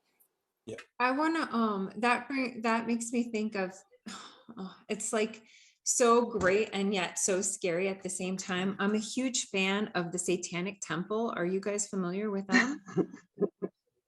They're amazing. So they like what they do is basically, okay, like with abortion, they're saying that part of Satanism is this abortion ritual they have, and you're interfering with their right to practice their religion by banning abortion. And then like all the places where they'll have the 10 Commandments, they made this great statue of Baphomet with like 2 kids at both sides, kind of like, you know, praying to him. And they're like, okay, well, we want our statue here too. You know, like if you're going to represent Christianity here, you should be willing to represent Satanism. So they're not religious at all. They're completely political, and like legal actually, where they fight anytime they see religious inequalities by saying, okay, if this is a Christian representation, you've got to represent all other religions. We have something we want to put here. And then they end up having to remove those things. But there's a great documentary on it called Hail Satan, and it's about them. Or you could just look up the Satanic Temple. they'll tell you about all the lawsuits they're involved in everywhere. And like, I've been really excited about them for a long time, except for with this Supreme Court. Like I feel like if you look, I don't know, you guys are language people too. I'm not a legal person, I'm a language person. But if you look at the First Amendment and you look at the Second Amendment, we don't have the right to free speech. We don't have the right to religion. Congress can't do anything to interfere with our right to free speech and religion and the press. It says specifically only Congress. It doesn't say anything about companies. It doesn't say anything about the executive branch. That's why the Muslim ban got away with it. And it doesn't say anything about law enforcement. It doesn't say anything about the criminal justice system. It's just Congress. Whereas the Second Amendment, our right to bear arms shall not be infringed, period. Passive. It is like this sacred, you know, like, so I'm afraid that, like, I love what they're doing. And at the same time, I'm thinking, like in the documentary, they show how they succeeded in getting like a 10 Commandments thing removed or whatever. But then like all these people donated money to buy some private land for them to put the 10 Commandments on in the same place. Like, and it's like all, you know, all of us could be working on the side of trying to make things equal. And then all these other people are like scared into action. Like they love using it to get the Christians into action. And I think that's, as much as I love them, they might have mobilized a lot of like the hardcore Christian taking over of the Supreme Court, like motivating people that, hey, we got to do this because look at what these godless people are doing, you know?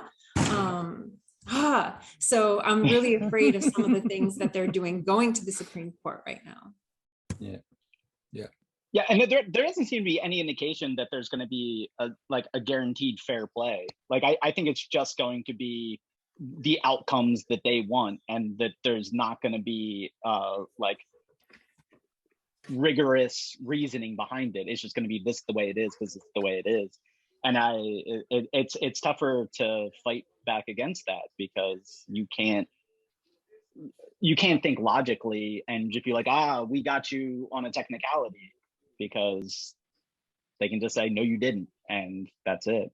So I think it's got to be a different method of opposing here. I think it's got to be about like actually building and consolidating networks of people and actually wielding power, which everyone is very hesitant to do.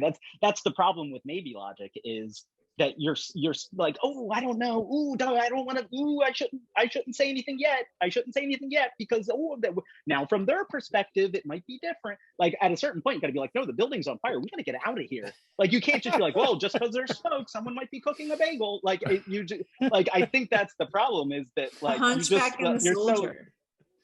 Yes, yeah. And like I think we need a little bit more soldier, unfortunately. And but it's hard to tell because I don't want to fly off the handle here.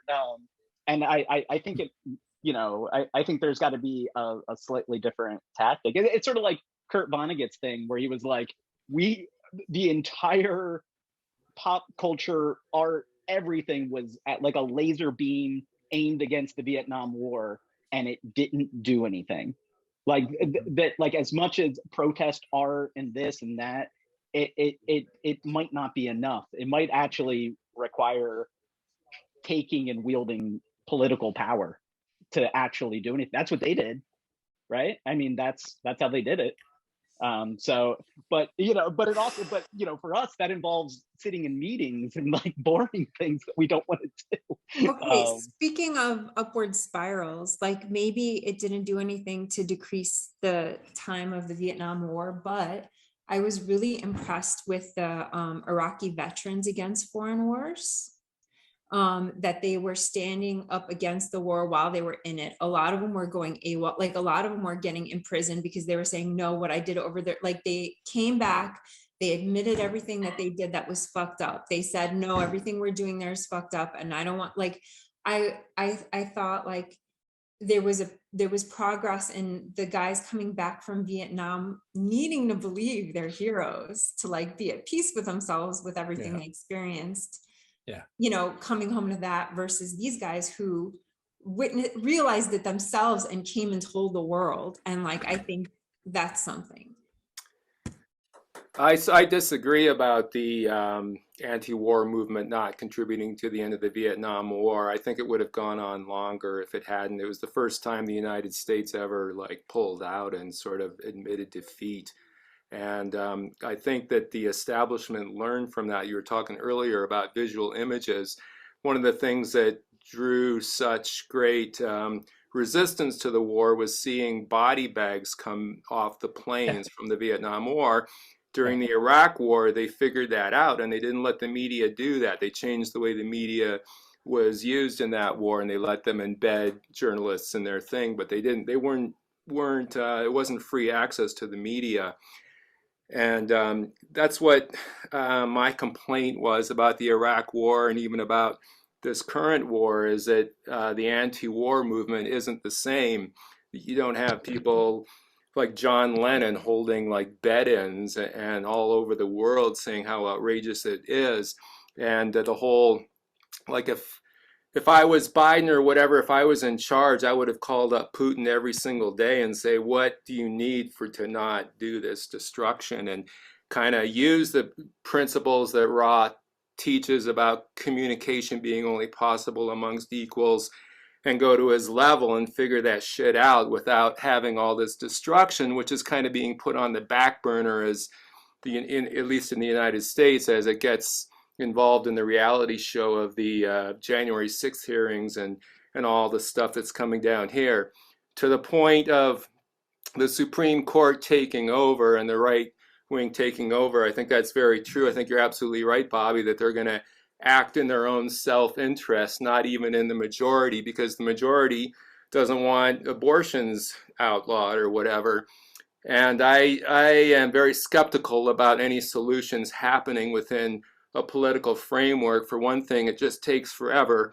I mean, it was how many years ago in Sandy Hook where this kid walked in with an AR-15 and blew away all these other kids. I wrote about it at the time that if it wasn't something done about it, that it was going to keep happening and get worse, and that's what's happening. So I think Tale of the Tribe is important to raise people's consciousness. And I hate to say it, but I think we might be going through a very dark period, and we need to keep the intelligence alive somehow to come out on the other side. Wasn't that a thing with Joyce? Yeah, as he was finishing Finnegan's Wake, he believed that he was against the barbarians at the gate, and the book came out in May 39, and then World War II started September 39. And I read somewhere he liked to think of himself like the old Irish monks in the monastic days, maybe like John Scotus, Origina, part of that monastic culture, before the invasions of the 800s of the Vikings started. Had to get as much knowledge together as quick as possible because shit was coming. Right. I hope that's not how it works out. I don't know if I'm ready for that. Well, I mean, I think we're living it, I think it's happening. It's just, Hey, Bogus, we got to learn to plant some potatoes, man. We got to learn to plant a few potatoes, man. I was talking to my friend on Zoom yesterday, and she was feeling like so bummed about everything happening with the Supreme Court. And like, I've already been like, yeah, I'm bailing this country. And when I was in Prague, like way back in, I think 2008, I did a walking tour, and this lady is just walking us around and showing us places. And she brought us to the Jewish ghetto. And she said, Hitler came through here and he destroyed like all of the buildings here, but he stopped when he got to the Jewish ghetto. And he said, we're going to preserve this the way it is. It's going to be like a museum exhibit of an extinct culture. Jesus. Yeah. And like, that was my first time really out of the country. And I was like, I kind of feel like all of Earth is like that. Like, I kind of feel like our story is already over as a species. And like, I'm just kind of in the museum before it closes. Like, I'm just like it's already nearing closing time. And I'm just trying to take in as much of it as I can and like vibrate out as much as it, like contribute ancestral memory to the next, you know, cycle where this happens again, where human beings emerge and destroy themselves, that maybe will progress a little bit further. But like, yeah, I felt like that. And there was something else connected to that, but sorry, I forgot. I'm stoned. Well, one of the reasons I tuned into Bob so long ago was that whenever I turn on the news on television, it's always the bad news. You know, you can't turn on the good news. Can I hear about the positive possibilities, the good things that happened today, the nice stuff? The media definitely love news as bad. And what you just said is, if we're already doomed and fucked up and completely gone, can I just hear a couple of things about saving stuff for the next lot round, the next lot of people who come through?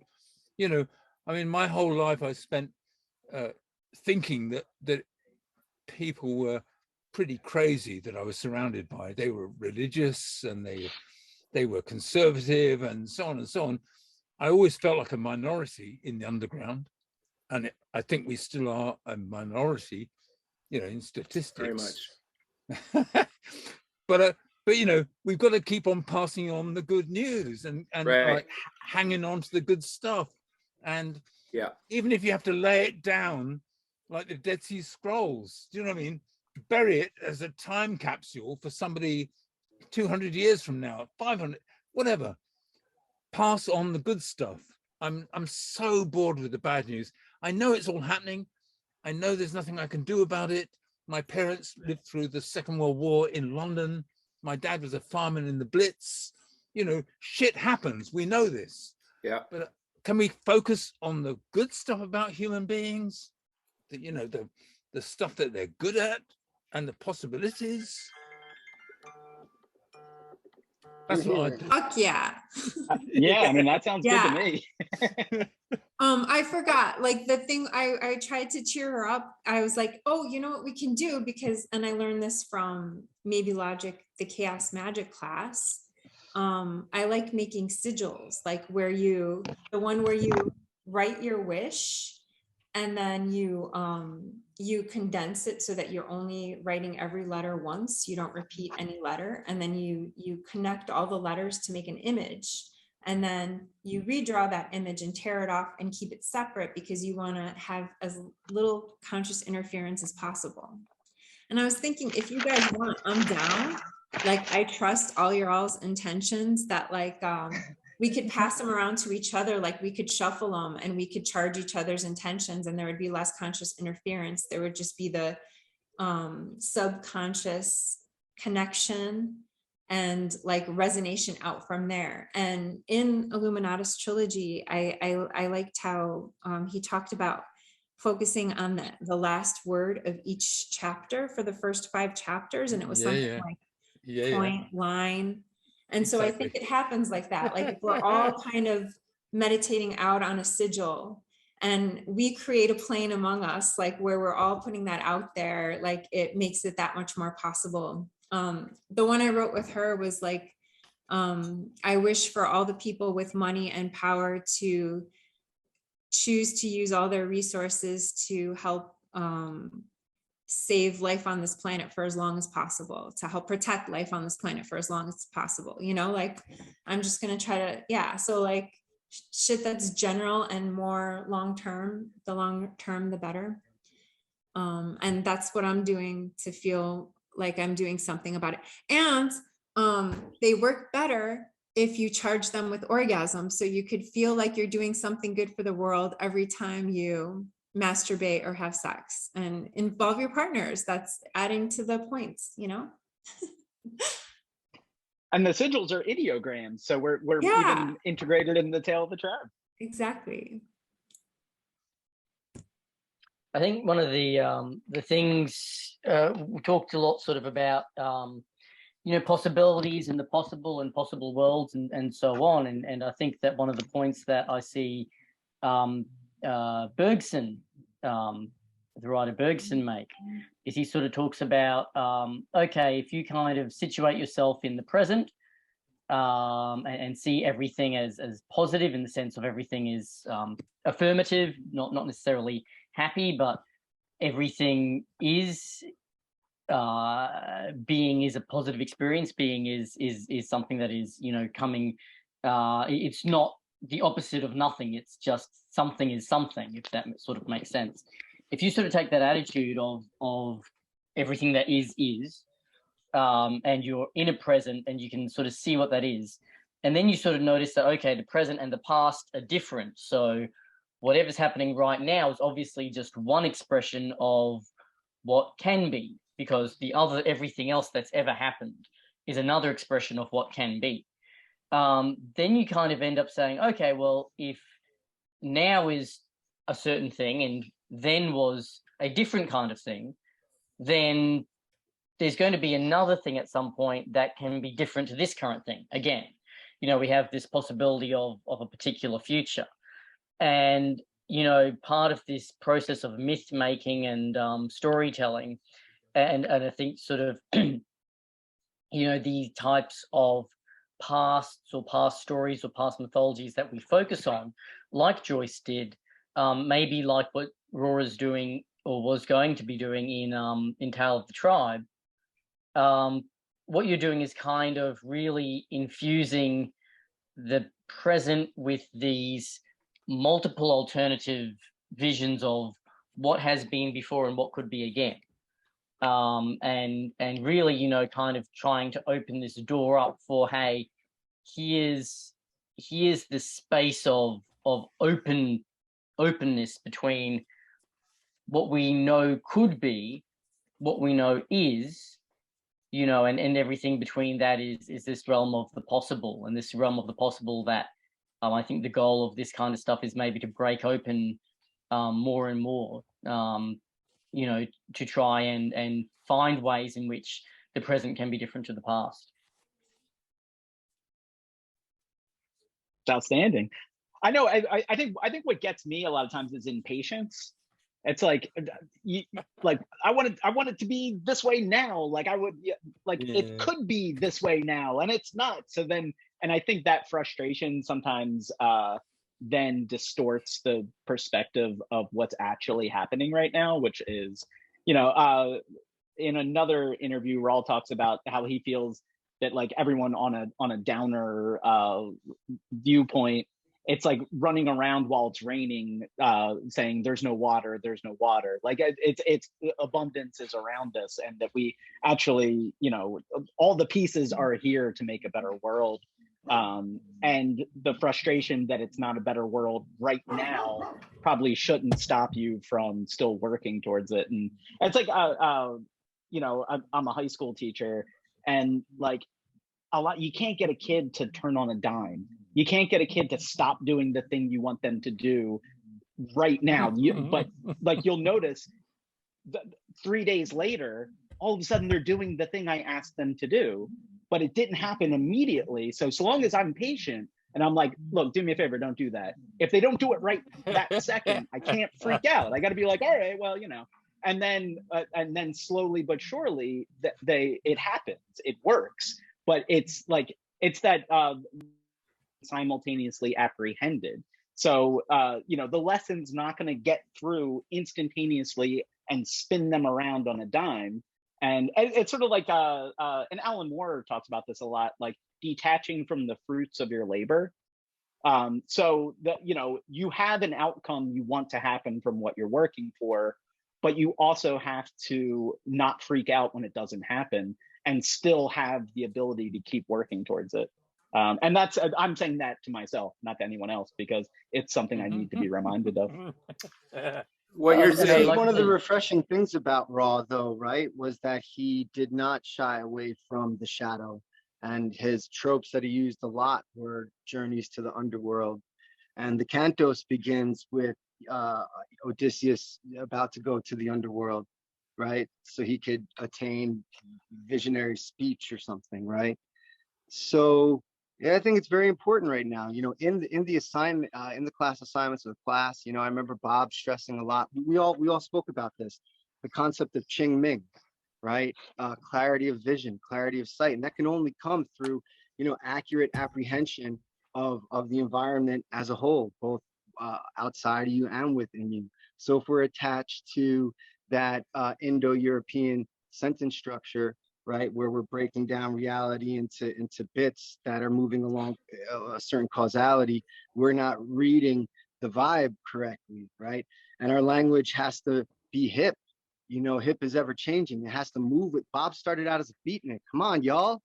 Come on, y'all. He wasn't like caught in a fucking college scholastic system. You know what I mean? Like, there's a reason why he appeals to artists and musicians and stuff like this, and other loose writers of, stoned out intellectuals. He was, whatever, man, just moving with that knowledge of how, language is always moving. And I'm stoned too, so I might have just lost my train of thought, but y'all know what the fuck I'm talking about.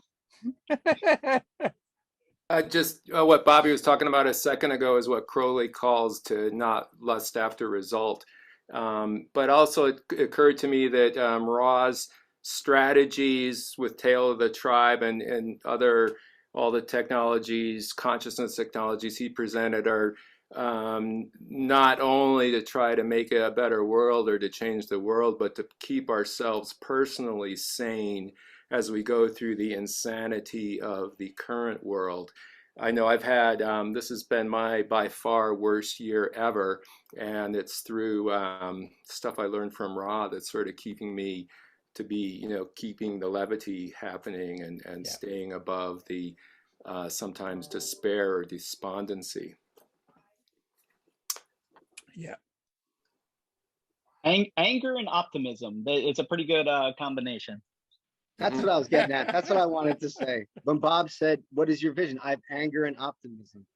Yeah. And Carlin expresses that anger, dude, right? Like, how could you not? That's one of the things that appealed to me about Bob, was he was like, "Yo, what the fuck is up with this shit?" But then he was able to have jokes, and I think that's great, because I relate to that. Yeah. I noticed with along with like people being able to focus only on what interests them, that they're also a lot more willing to shut out anything that like they've always liked, that starts to speak against what they become like cult like attached to, like Trump. Like my little brother like turned me on to a show called Broad City. And like I hate Hillary Clinton, and they had an episode where they were like all promoting like Hillary Clinton and like fangirling over her, and like I don't like her, but it didn't bother me and it didn't stop me from watching the show. But he didn't like the show after that, and it's like they didn't even really go political from there, like it was just that like. And I feel like I think that is something that's been conditioned into people to be, because they're so used to only being targeted with the media that continues the narrative that they choose to believe. Anything that they normally would have liked.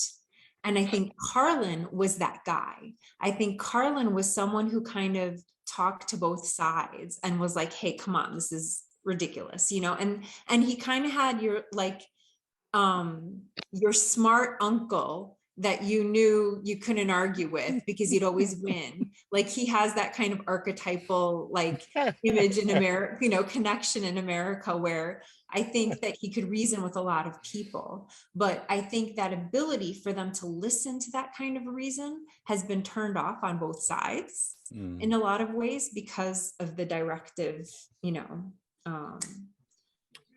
Analytica type pushing, social media type stuff. Yeah. And we talked before about McLuhan and mediums being the message, and I always think it's a little bit of a mistake to think too much about the internet and so on in terms of images. We have had image-based movement, the image-based communication, and I think McLuhan actually makes the argument that not only did TV get JFK elected, but television produced the possibility of a JFK type figure emerging, somebody who is visually and personally charismatic in a way that couldn't be communicated over newspapers and radio. And that the internet's big change is the making of everything imminent, immediate, present, everywhere, all the time. You know, and I think that that is probably the key to this the internet as you know, this connecting force. And so I was just trying to connect it to so, you know, this idea that you know, that is necessarily, you know, this we're thinking about, you know, people don't have the patience, or people don't you know, want to think, or don't know how to think, or don't know how to read things, or whatever. I think, you know, is a secondary thing. You know, people will engage in the way that they can engage with whatever's in front of them, and what is in front of people is really something different to what it's ever been before. Right. Brenton, to bring DALL-E back into that, you were speaking about how all the information has been collapsed into an immanence where time doesn't exist anymore. DALL-E, you can take an image of two people who have never been together, put them together, and then put them into the info consumer's head, and that registers as a thing. That may not have happened, but it is there. Alison Landsberg does some work on something called prosthetic memory, where when we think of D-Day, we might think of the movie, whatever that movie was about D-Day. When we think of dinosaurs, we may think of Jurassic Park. And so the images that we consume, true or not, affect us in a way. And that medium is now shaping the info consumer. And DALL-E is the breaking up. It's now the meshing, right? It breaks it up. We have two different characters, and now we can put them together on stage or in a certain position or in an event. Wookiees invading on January 6th. All these different fictional, non-fictional, this timeline, other timelines can all be mashed up. And that is in some way as real as something else that somebody consumed, or at least it's as real as it can be useful. Yeah, I think that there's a detachment.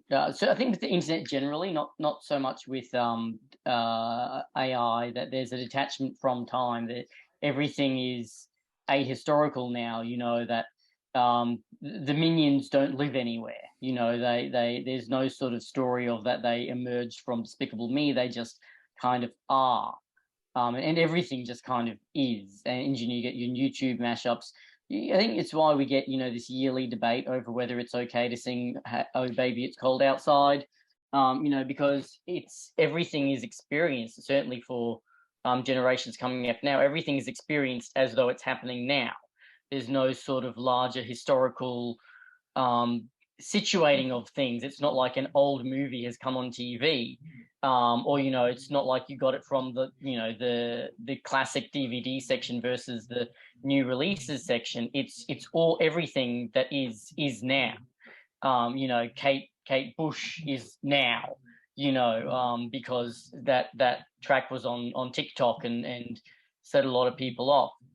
But I'll just say one thing about the AI, which is I did a bit of a project recently. I asked an AI to basically rewrite something that I'd written, and some of the sections of it, I just want to read this here. This is what the AI said about my experiences in Brazil.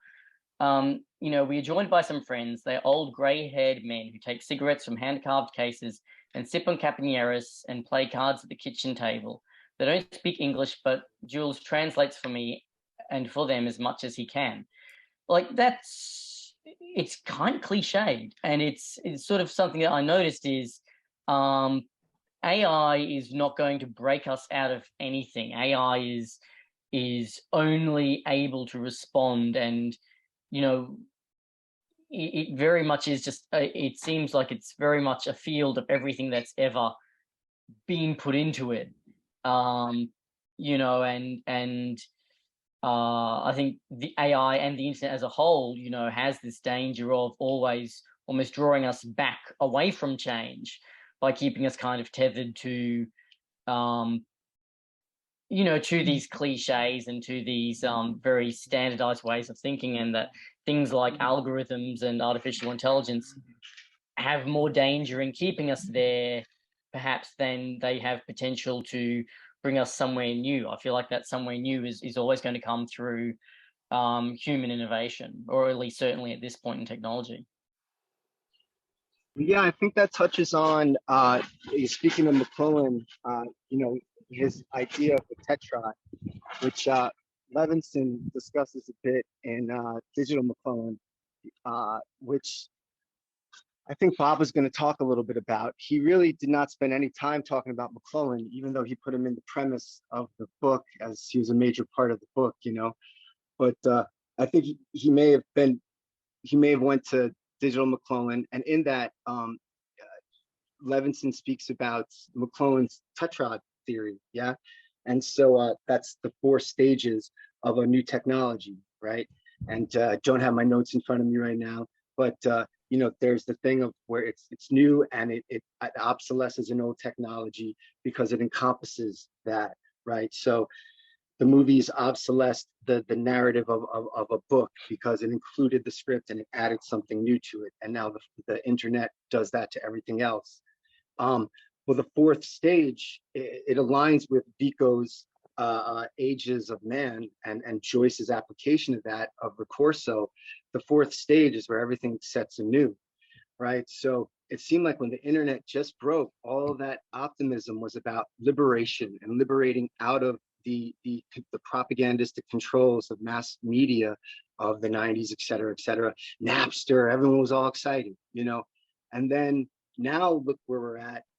Levinson, I think, has some insight into that, and it's a reversal and a techno totalitarianism is what arises, you know, and totalitarianism, yeah, a techno totalitarianism, you know, which it's interesting where we're at. And I would add to that with the app economy, you know, it was very womb-like. It's cool. I can't say I ever got DoorDash. I worked DoorDash.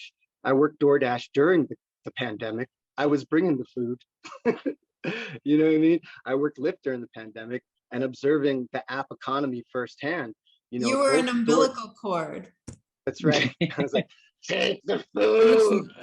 Listen, Yeah. man, it's not a One Direction thing, though. No, no, but hear me out. Where this is all yeah. going is the thing I just wanted to add to that, to a possible, it's just possibilities, but where it's leaning sometimes a techno-feudalistic economic system. No, I got that, but the visual culture thing, going back to McLuhan, I've noticed in the last few years that podcasts have come back, audio books have come back because people are driving and they want to listen. They don't want to focus on looking at stuff and reading visual images, but they're listening, and that's a different part of the brain. You know, it's the bit that McLuhan thought we were losing, the audio, the full space thing of audio. It's not perspective. It's not a narrow focus. It's a full 360-degree thing. You know, we've got headphones in now. We're listening to a space, you know, which is an audio space, the whole planet. On my screen, I can see your face, but you know, in my ears, I've got Eva, and I've got people from Australia. The spatial connection thing is not linear. It's not. We're not doomed to only watch movies and documentaries and videos and so on. I still think the media has possibilities which we haven't fully explored yet, and I do find it weird that we've gone back to audio for quite a lot of consumption now. Maybe that goes back to Bobby's idea, where we have the ability to make new stories as collectives. Yeah. And yeah, outside of the consensus narratives, we can create new stories. Yeah. And you get it. Yeah. You know how there's that thing in quantum physics where you can either tell the position or the trajectory of the particle. Yeah.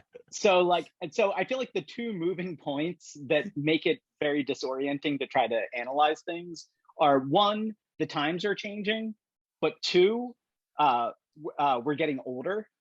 And so it's like, how much of this is the times have changed, and how much of this is my knees kind of hurt and I'm kind of grouchy, and like it's hard to tell. Like, if you ask my kids what the internet's like, they're going to give a much more positive answer than I'm going to give. Yeah. And so it how much is it that the thing has changed? And I do think it's a lot of that, but it's also how much have we changed through time? And I think you've got two things happening simultaneously, and it's not easy to tell which is which. Which is us changing and which is the thing changing. And how do we not become the ones that hold back the future by thinking we know better than they do what they need, right? That's absolutely, yeah.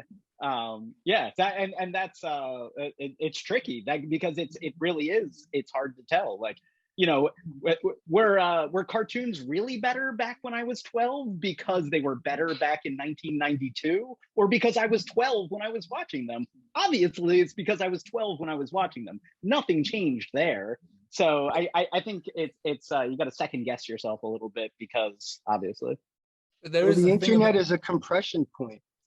Everything is compressed and flattened in the internet. And Rushkoff speaks about the presentism of it all.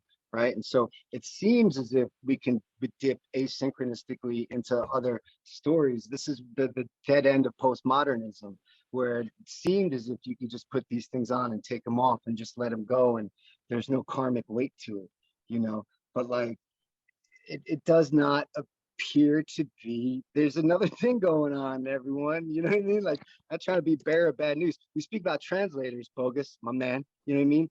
Squanto was the translator at Thanksgiving, the first Thanksgiving of America, right? He was a Native American that was taken to England and then came over, right? And they killed his ass. They killed Squanto because they didn't trust him, because he spoke both languages. You know what I mean? So Leary knew about this. This is always the danger, right? I'm just not trying to like focus on whatever, but like, if we are going to have clear vision of this stuff, there is a weight. There's heavy material, and we got to lift it, to lift up. Joyce is joy, right? But Bob could see the shit, and he can make the joke out of it, man. That's all I'm saying, man. Like, how do we make things new with Robert Anton fucking Wilson, man?